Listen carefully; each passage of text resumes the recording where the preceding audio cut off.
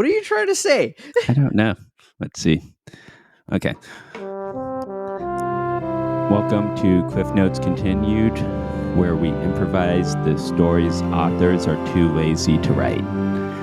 I'm Lucas Larson. And I am Ananya George. Oh, that. I don't know. Okay, I think that's cool. it. I think that's it. That's it. That's our intro. Okay, that's our intro. Oh, no.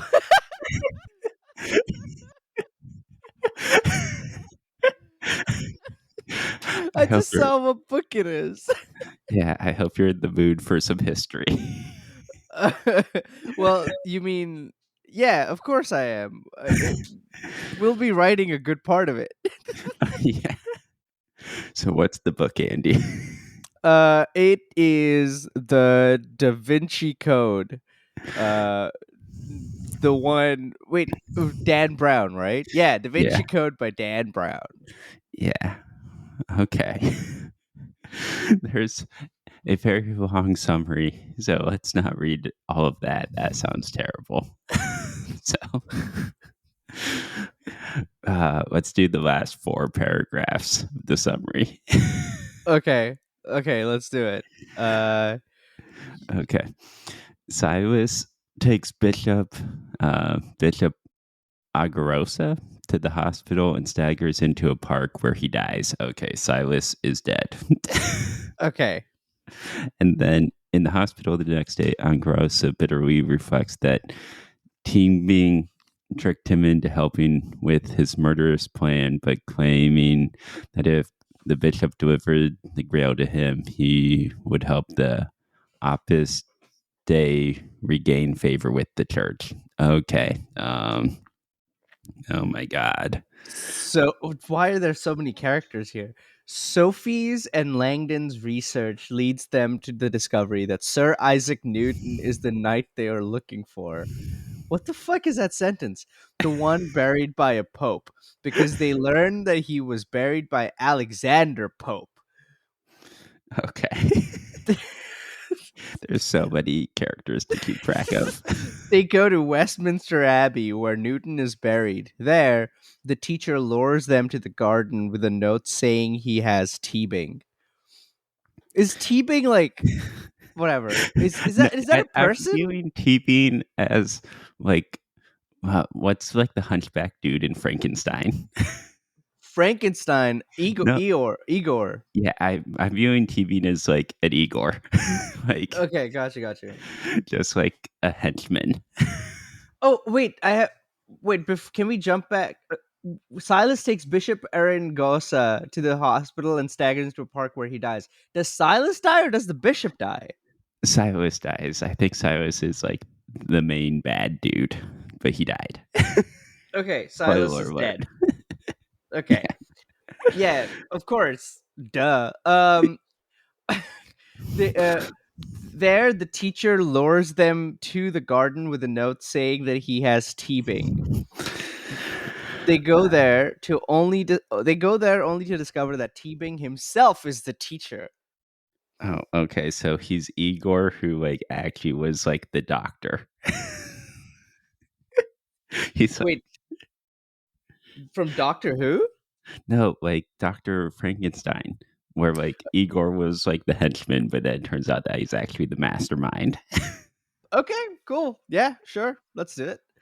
Teabing suspected that Saunier, did you notice the E in the accent, had decided not to release the secret of the Priory of Sion because the church threatened to kill Sophie if the secret was released. So we're going to release the secret, right? Obviously. Obviously. Okay. Wanting the secret to be public knowledge, he had decided to find the Grail himself. So there's like three teams here. There's like Saunier, who does like whatever the fuck he wants. Then there's like the religious people, and then there's like Sophie and Landon. Yeah. Is Langdon, or Langdon I think is like the main good dude. Langdon is Tom Hanks. Yeah, okay. Wilson. Wait, there's so many characters. I don't know what to write. So I got Silas is dead. Argosa. It's just Like, at the park. yeah, Argos is just like some pope person who's He's like a a bad bishop. pope. Okay. Bishop. And then T Bean is like the secret mastermind. Sophie and Langdon are the good people, and Saryar is just like the wild card. Is what I have so far. Oh, is Sonier like the dude who was going around killing everybody? I think Saryar is just the like he like is doing his own agenda. Okay, gotcha. He's the Okay. character that was like whipping himself in the movie, right? No, I think that was the dude who's dead. I think that was Silas. Oh fuck! God damn it! I look. TV gives. I'm glad we're only reading 4 paragraphs of this. Otherwise, the whole podcast would just be us reading this and be like, Trying to that's an figure this hour. shit out. Yeah, this is an hour. Okay, hold on. Okay, TV gives Langdon the cryptex and asks Langdon and Sophia to help him out. Langdon figures out that the password is Apple. Okay, very important. oh that's right, because Newton's a part of this too. Yeah. And then the orb missing from Newton's tomb. Yeah. He opens the cryptex and secretly takes out the papyrus. Then he throws the empty cryptex in the air, causing TV to drop his pistol as he attempts to catch it and prevent the map inside from being destroyed. Suddenly, Oh, Fachi bursts into the. Who's Fachi? who the fuck is Baki? I think he's like uh, Detective Gordon in Batman. Got you. There's like there's a video that's going viral of like two women fighting, and Jonathan Major is just like running into the frame, being like, "No, don't fight." You know what I mean? So as soon as you read Faki bursts into the room and arrests Steven, I was like, "Oh shit!" He's like walking in, like, "Oh yeah, you need a hero to save the day." Oh my god. And then the papyrus inside the second cryptext, I don't know where that came from, directs Sophie and Langdon to Scotland, where Sophie finds her brother and her grandmother. During the reunion, she discovers that her family is indeed of the bloodline of Jesus and Mary Magdalene. Sophie and Langdon part, promising to meet in Florence in a month. Back in Paris, Langdon comprehends the poem, which leads him to the small pyramid built into the ground in the Louvre, where he is sure the Grail must be hidden. Okay, so we made it through. Yeah, that is the Cliff Notes. Well, the last 4 paragraphs. Well, that's the important part. We made it through. Oh, wait. So then, okay, whatever. Yeah, made it through. And then there's Angels and Demons, but I don't know. I thought that was like a prequel, but I think that's the sequel. But we'll It's a do s- whatever. it's a sequel movie, but it's a prequel book. Really? Okay, good. Yeah, Because yeah, we're yeah, writing yeah. the third book right now. Okay. What are we gonna title it? Um, Uh, Einstein's Labyrinth. cool. And in this scenario, did Einstein build the labyrinth, or is Einstein the minotaur that guards the labyrinth? We just got to find out. So, Cool. so we start. Chapter 1: Yeah. Einstein's labyrinth. Oh, yeah. So we start with Langdon on a plane um, heading to Cairo, and he's excited to meet Sophie there. They had previously met in Florence and Paris and rendezvoused across Spain, or not? What? Yes, I, And uh, Spain I and Rome, where they killed some bishop person. I've never heard you use the word rendezvous before. I'm trying to set the mood. Trying to Rendezvous. yes, Uh, use your lexicon, Andy. right, because we're literary. We're authorship. Um, yeah. uh, Sophie has been receiving. Sophie wants Langdon to break. Oh, wait. Sophie's been on the run for the past 3 years since they first rendezvoused in Florence. Uh, because she's been receiving death threats from the church in the Vatican, and wants Langdon to figure out how to stop it. Okay. I didn't know that Sophie had information about the bishop's fondness for small children. Or does she? You never know. Well, yeah. that's the secret. Okay, yeah. End of story. Okay. okay. Good. Now we know. Now we know. but Well, we know that we know this. Langdon doesn't know this. yeah, yeah, yeah. So Sophie's on the run to meet Langdon in Cairo. She gets off the plane, looks around, and Langdon is there in a fedora. He's sitting on a cafe steps, like the ending of what Dark Knight Rises, right? Like Sophie looks over, and he's just sitting on a cafe, looks over at Sophie and just like nods vertically, yeah, but they actually say hi to each other in this version. Yeah. We begin just hey, like poetry. We begin at the end of another chapter's story. exactly. To be continued. This is the continued. Yeah, pretty much in more ways than one. yeah. Um, so Sophie walks up and slides into the chair across from Langdon, and they stare intently into each other's eyes before Langdon whips out a briefcase and slams it on the table. Wait, Langdon slams the briefcase on the table? yeah, Langdon Okay. slams the briefcase on the table. He opens the briefcase, takes out a postcard that has a picture of him, like the end of Free Willy, with like a dolphin and everything. Uh, and he slides the postcard over to her and goes, "This was last month in Florida. you weren't rendezvousing in Florida with me. Do you want to see more of my vacation pictures?" and before Sophie could say anything, Langdon just pulls out more trips of Florida, more pictures of Florida. He's writing A Small World After All by himself, frowning.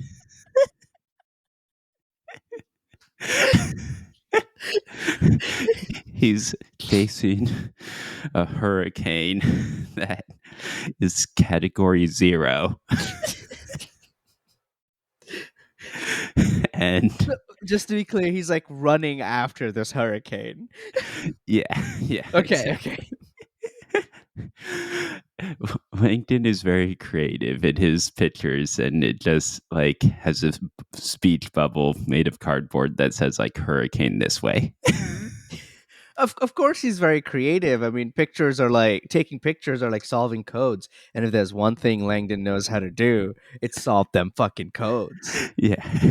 And then he pulls out the third picture, and it's a secret chamber inside the pyramids that he received from his secret informant, Fosh. boss had sent Okay, him yeah. Eh, this picture, and this is when things get serious. okay, yeah. That's when he goes, "Oh, this one got in here somehow. You see, um, there there's a secret entrance within the pyramids where uh where it is said that the greatest treasure, for some reason it's now national treasure, to say the greatest treasure known to man is hidden away from the eyes of the prying people, because pyramids couldn't have been built back in the day. You know, how did they build them? That's right, Einstein. Yeah. Einstein was secretly alive during the pyramids. He had built time travel, traveled back in time to help build the pyramids, and that's why they could do it with primitive technology. Yeah, Einstein had a thing for large triangles.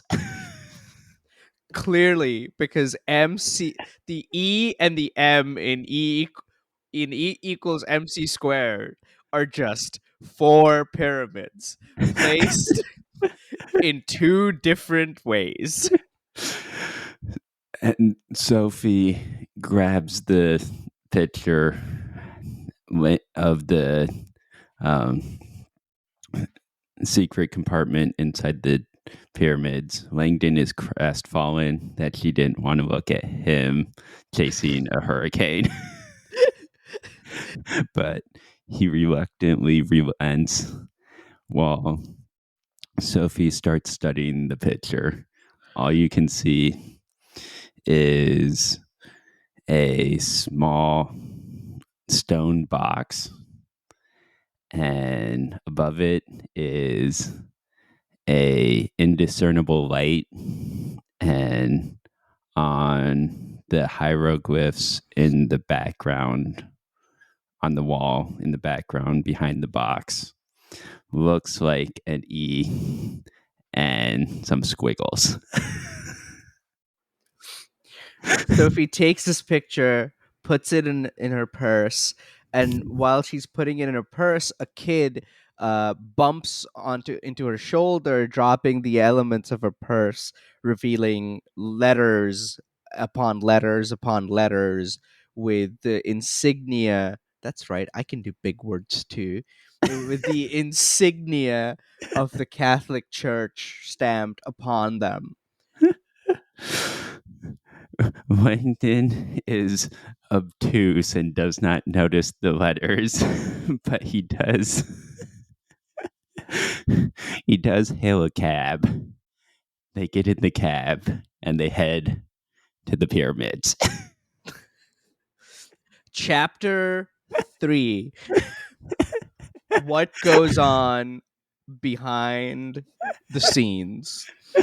The bishop, what's what's the Ari Aaron for Gar short. Go with Ari for short. all right, the Bishop Ari is sitting in his chair, in his big popey chair, uh in a little bathrobe with his balls hanging out, uh Okay. as he's drinking his cup of coffee first thing in the morning, and in runs in T Bing. He's now a part of the Catholic Church because he decided to change his ways and reform. Um, but you can't ever keep a man down for long. And TB comes in stuttering. Um, TB's like, one of our informants in Egypt recently spotted Sophie, and Ari stands up in his full balls hanging out.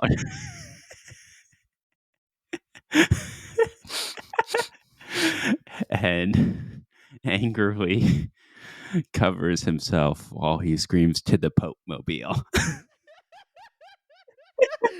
What follows is, I know this is a book, But Dan Brown, dude, he's been writing for so long that he ends up writing a very descriptive version of like the '60s Batman theme, but done in like the style of the Da Vinci Code, and a very Technicolor intro sequence.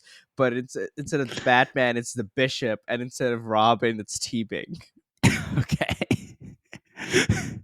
And it is the most coherent part of this book ever. It is so coherent that we cannot recreate it here. Nope, it would be doing a disservice Yeah. to the original writings of the book that I'm holding on to in my hand at this very moment. Yeah. Best part ever. I wish you guys could see it. The cover is so beautiful. Yeah. It's like the best Please joke ever told. Venmo $1 million and we'll send you the book. And, so now back at the pyramids, Sophie and Langdon are stumbling around in the sand, and Langdon has a walking cane, and Sophie has a um, a brooch, and the brooch is the um, Egyptian like eye, Mm-hmm. and they're wandering around in the sand when a tour guide comes up to them and is asked them if they want to purchase the deluxe tour of the pyramids. Langdon looks directly into the tour guide's eyes and says, "Deluxe tour. Would that take us to the labyrinth?" And the tour guide looks directly back into Langdon's eyes and says, "How much will you pay me?" Hugs and kisses. and, the, And pictures from my trip in Florida. and the tour guide quickly scurries away while they continue to dig in the sand. Well, But he turns around, looks at Sophie's, and goes, "Nobody wants to see my pictures from Florida."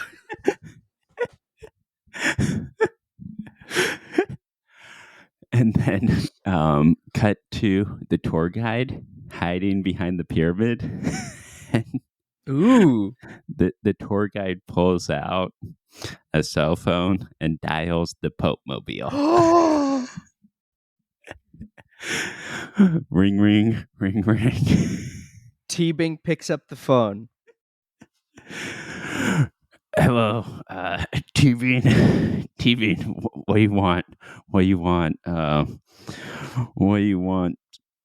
Silas Jr. Oh, that. Oh, shit. Oh, shit. I see what you're doing. Okay, yeah. We want Silas Jr. Uh, uh, why?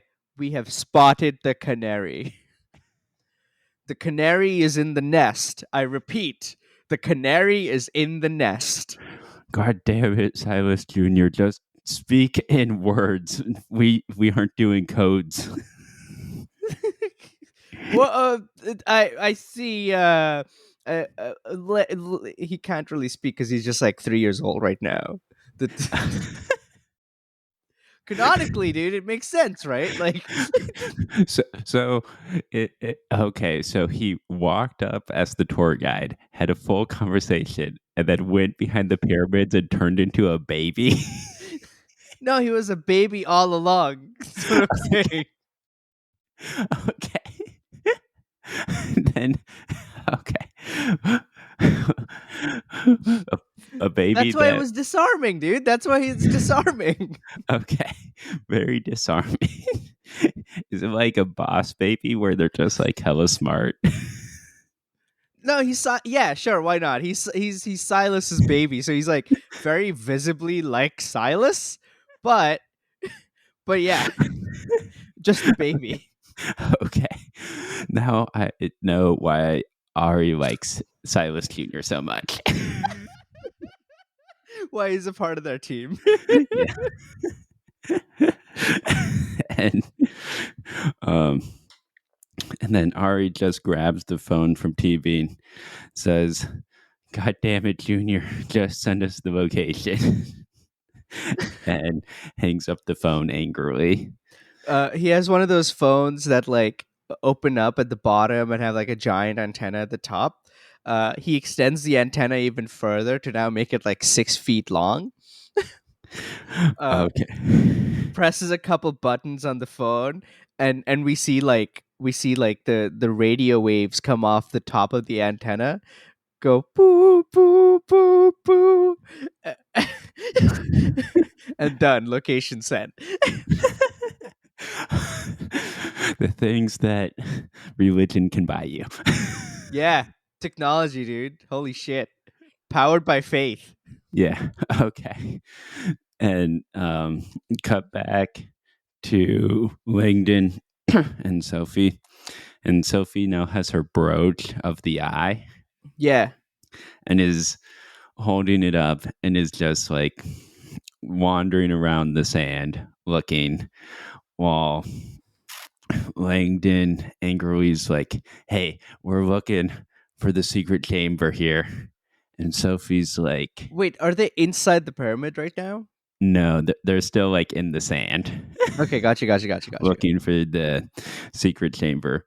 And Sophie's like, "This brooch is an heirloom from my great great great great great great great great great grandma." Great.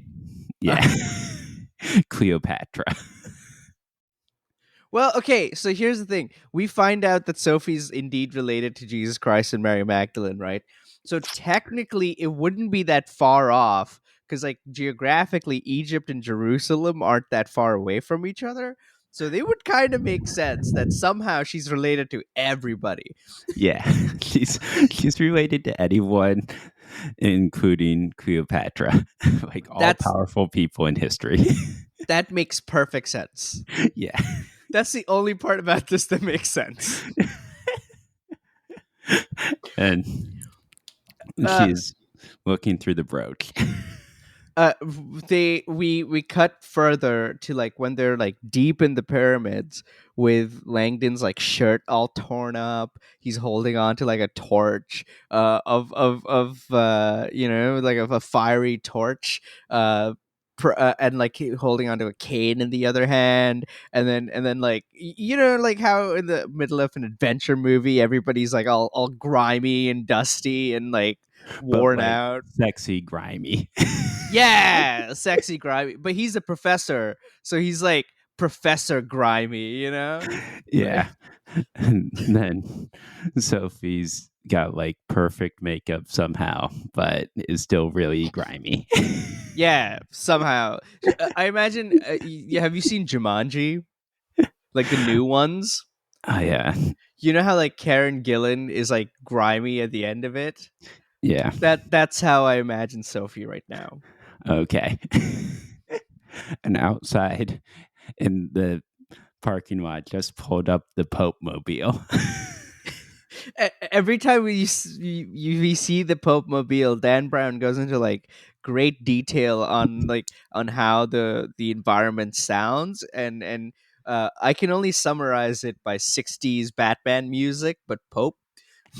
It is nonstop all the time. And But then he does a beautiful job of like describing this. It's kind of wonderful. yeah, and then Ari and T Bean get out of the Pope mobile and their legs spin like Scooby Doo style while they like run to the secret chamber. with Silas Jr. leading the way, and the Pope's just like holding on to Silas Jr.'s like tiny little nubby hands. They're doing one of those things where like the fingers are interlocked, but because Silas Jr.'s hands are so small, it's just like at the armpit of his fingers.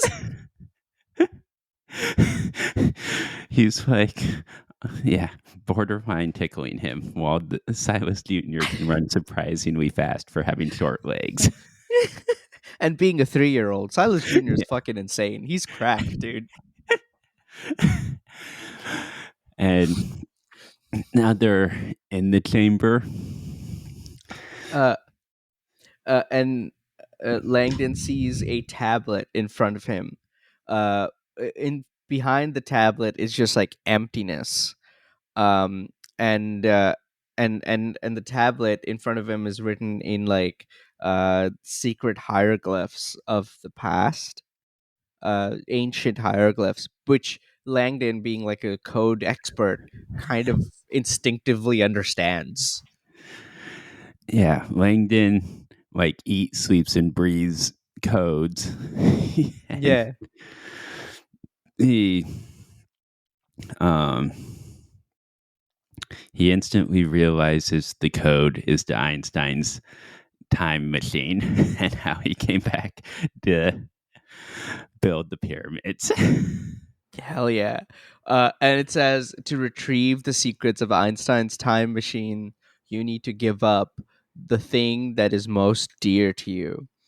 Um, at that point, Sophie looks over at the brooch that she's had, the with the Egyptian symbol, and she goes, "Maybe this is our solution." And she touches it against the tablet with like swelling music, and just a gusto of emotions, and nothing happens. She does it again, nothing happens. She does it a third time, absolutely nothing. Then Langdon has an idea. He takes open his briefcase, takes out his vacation pictures from Florida, touches those against the tablet, and suddenly the ground beneath them starts shaking. And when the dust settles, they can see Einstein's labyrinth. And right in the middle of it is a time machine. Yeah. Oh, I could go back to Florida. And Sophie does the biggest eye roll ever. and and whispers in Langdon's ear, "No, we have bigger things to do." But my Florida. Oh my god. And he pulls out more pictures. Like and they're the and they're weirdly like exactly the same as iconic movie endings. So so there's one where he's like posed at the like jumping high in the air like the end of Breakfast Club. but Langdon's not super happy with them because he didn't have to give them up to access the labyrinth. They're overexposed or he has red eyes. Well, that was the price to pay, because they turned from being looking good to then looking like that. Yeah. And in the background from the entrance of the chamber, they hear small child laughter, like someone being tickled. What's the laughter sound like? Small Do it. child laughter. No, do it. Do the laugh. I don't. I don't have small child laughter. Do it again.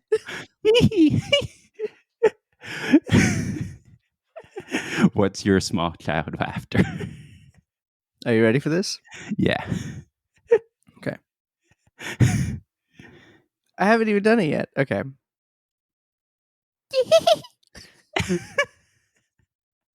That's Because like ridiculously good.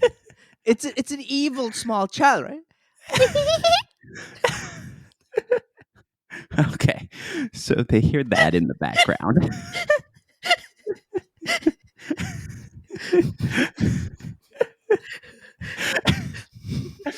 Sorry, I need a minute.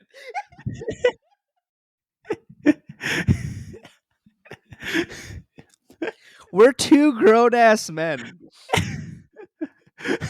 I have a human wife. Yeah, you have a human wife. Hell yeah. She's very real. We think. I've never seen her. Yeah, very real. I've only seen her through a screen, and that as a I'm a magician, so like that shit can be faked easily. You know what I mean? I don't know if I should believe my senses at this point. You probably shouldn't.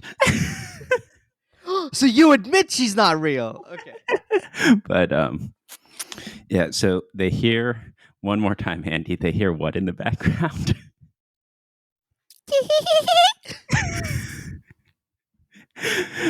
They hear that in the background, and Sophie notices it. Langdon doesn't notice because he's still fixated on his Breakfast Club pose, and Name a few more. Name a few more. yeah, and the pose from ET where like riding off in the bike into just like the sky, but you could like clearly see the bike doesn't exist.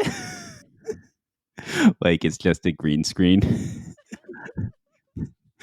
And um, Sophie just shoves Langdon down the stairs. Langdon tumbles down the stairs, spewing his photos everywhere. He has a tight grip on his briefcase still, and they find themselves in Einstein's labyrinth. As Langdon turns around to Sophie and goes, "Hey, what'd you do that for?" And while he looks up, waiting for an answer, a picture floats down and lands on his face, and it is of the T Rex scene in Jurassic Park. But it's Langdon who's the T Rex.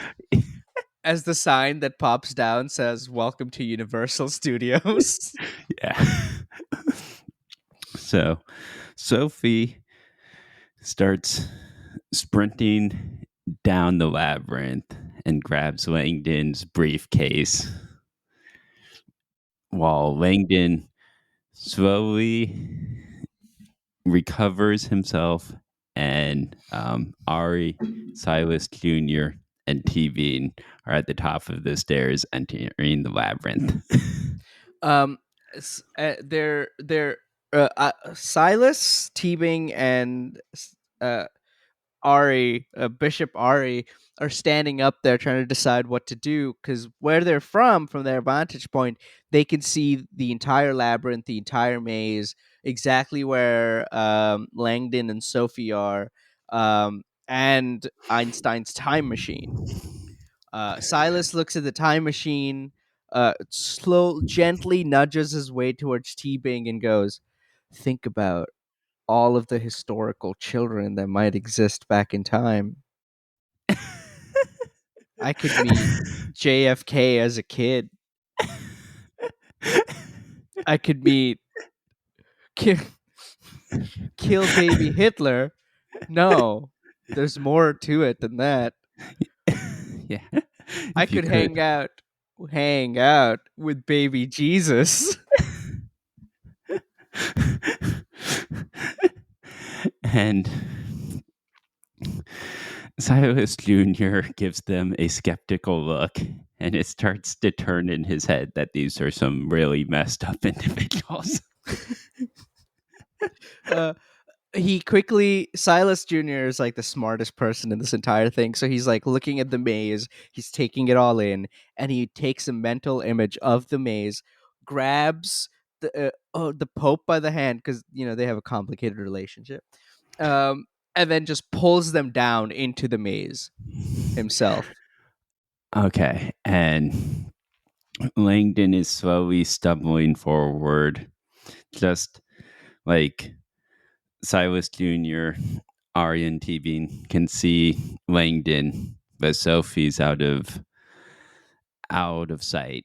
And we cut to Sophie, and Sophie has to answer a riddle, but Mm-hmm. instead of from a sphinx, that is cat on the bottom and man on top.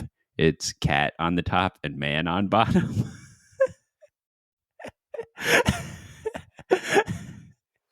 Do you know?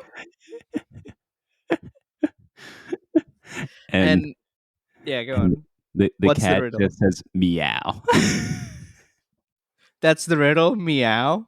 Yeah. Meow. Okay, so Sophie's now pacing in this room that she found herself in with the riddle. She's like pacing, going meow, meow, meow, meow, meow, meow. Meow has four letters. Four. That's the number of clovers that you need to have good luck. Luck that also has four letters. Meow. Four And letters. Luck. while Sophie's thinking intently on the riddle, Langdon bursts in holding a picture, and it's an iconic scene from Cats. And he says, "You didn't see my picture of Cats," and Cats is the answer. And as soon as he says, "How about my picture from Cats?" the the half cat, half man goes roar and just dissolves into the sand in the ground, um, causing like a secret passageway to open up. Um, and and they go down the secret passageway, which takes them to the final level of the labyrinth, and they can see the glow of the time machine in the background. but We cut. right, yeah, oh, go on. we cut to Ari, Silas Jr., and T Bean, and they are just infighting in the cat room. Because in the cat rooms there's hieroglyphics of cats, but now there is no cat because it disappeared. They're trying to figure out. They can't see the secret passage because only those who've been cat peed on can see the secret passage. Um, but they're infighting, and while they're fighting, suddenly they hear a loud thump, thump, thump, thump, and it's getting closer. Thump, thump, and it's getting closer and closer and closer. And closer and closer and closer. I was Suddenly, No, this yeah. is where I explained what was happening in my head. I was like anticipating what you were gonna say, and I'm like, "Ooh, I'm excited to hear what Andy's gonna say." Oh, okay. I know where it's going. I know where it's going. Um, and the one entrance to that secret chamber, um, uh, we suddenly see a giant walk in like a pinstripe suit. This is a giant in a pinstripe suit. We only see hair poking into this tiny little door in the labyrinth. It's a surprise that they didn't see this person earlier on when they were just like staring at the maze from up top. But Like he this was giant clearly a stone statue that turned into a giant when giant someone passed the cat. exactly. And he walks in and they look up at him. Turns out it's Albert Einstein, but just giant. And he says 9. Oh, hello. Are you trying to get through? Well, the answer is pi. 3.14159265.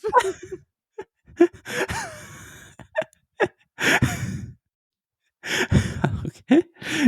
And um and now they are all on the Wait. bottom level of the labyrinth. Wait, before you go any further. This is the second time in fiction, and I want to point this out to our listeners because this kind of news you will only find on our podcast. This is the second time ever in fiction that Albert Einstein and the Egyptian hieroglyph was in the same fictional universe.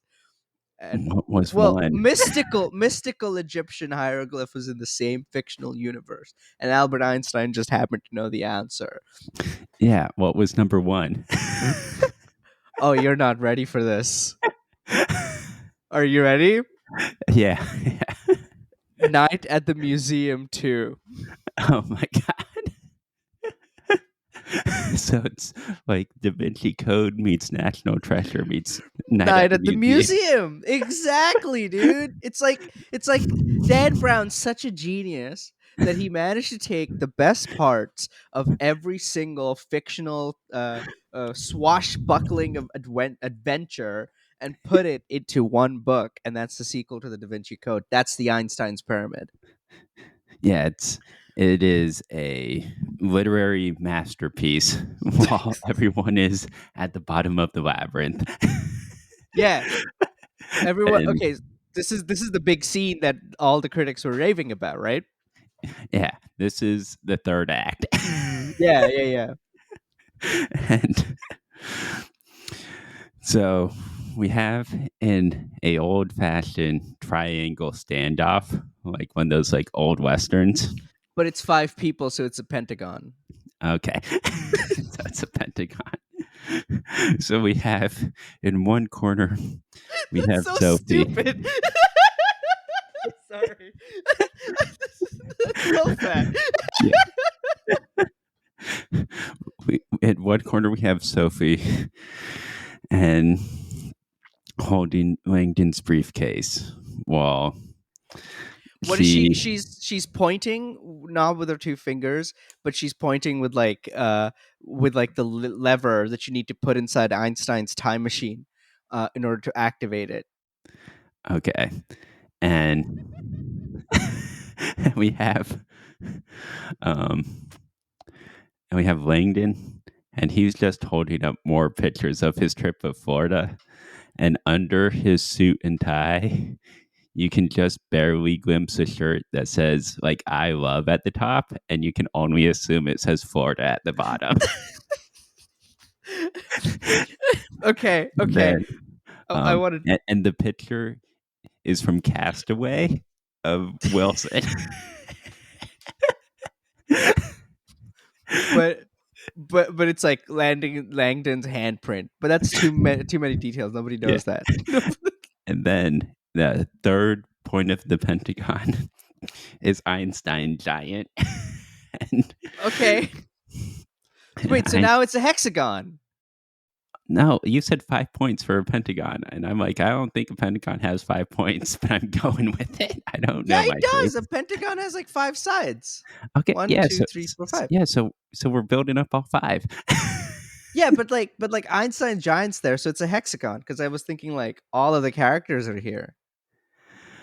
Oh, okay. Yeah, okay. Big Um, climax. Big climax. yeah, so then we have Silas Jr. So yeah, so it's Pentagon. So you have Silas Jr. Silas Jr. and he is torn between what side to go towards. Does he He's help? yeah. Does he help um, Ari and TV, or does he help Sophie get to the time machine? Have you seen the 2006 or 2007 movie Van Helsing? Yeah, like You once. know, you know how like one of the weapons is like this weird sort of handheld thing with like two curves at the two ends. S- Yes. Silas Jr. is holding on to one of those, but it's made out of like the cross. Okay. And on Okay. his other hand, he's holding on to like one of those like things that Catwoman has. You know, those little ropes and like two balls at the end of the string, but you kind of like toss it to get people to trip up, and you know what I'm talking about. Yes. But it's made out of a rosary. Okay. Okay. because he is nothing if not thematically accurate. And extremely skilled in weaponry. Yeah, he's Silas Jr., dude. Okay. And then we have T Bean, and T Bean is just making ominous breathing noises. Yeah, he's asthmatic. And then we have Ari, and Ari looks disheveled, but more determined than ever to stop Sophie from getting to the time machine. And we do like Uh, an old fashioned, like, circle pan. yeah. Here's Dan Brown's amazing fucking auditory writing Yeah. shining yet again. And then we get a zoom in of Einstein's mouth and like his mustache, and it just says go. He just says go. And then they go out in an all-out battle. They're fighting each other. Silas keeps dropping his weapon, so he's not really fighting, but everybody else is fighting each other. T-Bing punches Langdon, uh, but Langdon is like picking up his pictures from Florida, so he's like dodging every punch unintentionally. And Sophie is just throwing more Florida pictures, which are just like endless Florida pictures from the that briefcase. that Langdon is trying to pick up. Yeah. He sees one Florida picture in the corner that is like the scene from fuck, I don't know, Brokeback Mountain. I don't know. And he's like, "Oh, that one was with my buddy Carl." And And then he's like, Ari grabs that picture and is like, "That's my picture now." and then as he lifts his head up, he's like, "Hey, you can't do that!" And bringing his hand forward, the bishop like gets knocked on his forearm, like gets hit by his forearm as his hand goes up. And finally, Silas Jr. comes to Epiphany and yells like his Epiphany that he's going to help Sophie. And he just yells, "Sophie, run for it." And he, like, old Western style, like, stands between everybody and Sophie holding his Ooh. weaponry. Oh, while, that's awesome. yeah, Yeah. while Sophie is starting to move towards the time machine with the handle. And Robert Langdon is running after her because she still has his briefcase full of his Florida pictures, and they sit in the time machine. As soon as they sit in the time machine, the room starts collapsing and everybody starts to like slowly perish. Right at the back, T-Bing falls down into an abyss. The Pope falls down into an abyss. Our little boy falls down into an abyss. In And that, but while he's falling, he like throws the chain, yeah, like the chain weapon. He the like, bolas, yeah, yeah, yeah. yeah, he throws it towards Sophie in the time machine. Okay. What that does is, as soon as Sophie like puts the scepter into the middle of the time machine, the bolus pulls the lever without them setting a time, and the time machine just vanishes with Langdon and and Sophie in it. It vanishes. and all we can see is a picture float down, and it is a picture of Langdon doing the scene from Back to the Future.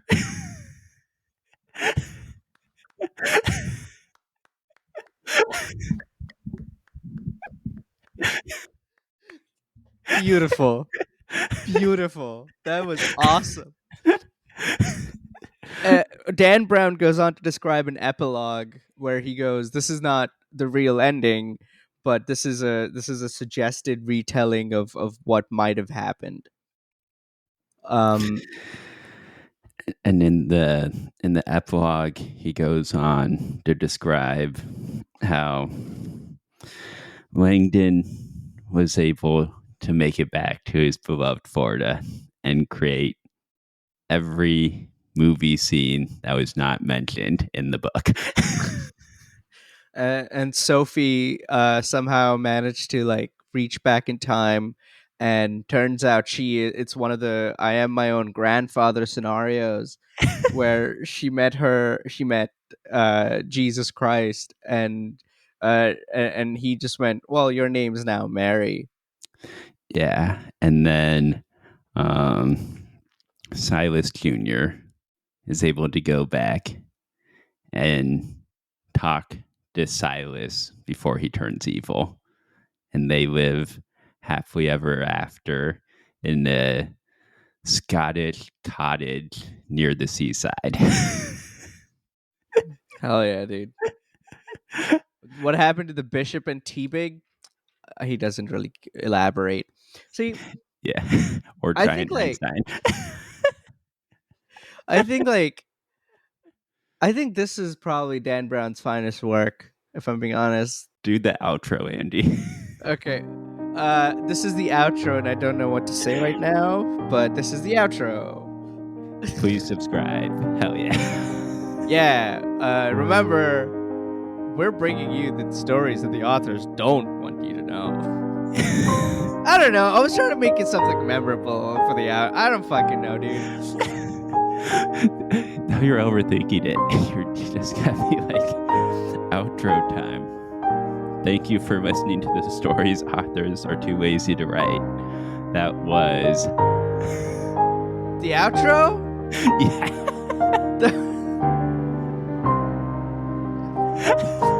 Wait, which part of this is the outro? I don't understand. I don't understand. Is this the outro? Is this the ending? Everything is an ending, Andy. All beginnings are endings. We could just play the intro for the outro. Welcome to the podcast. Yeah. Congratulations, you're now on our next episode. Yeah. We just don't have an outro. Say nice things about us online. And if you don't want to say nice things about us online, then give it to your friends so at least we can boost that engagement. Yeah, share, do things. Hell yeah. Okay. Yeah. Sweet. Okay, I think we're good for the...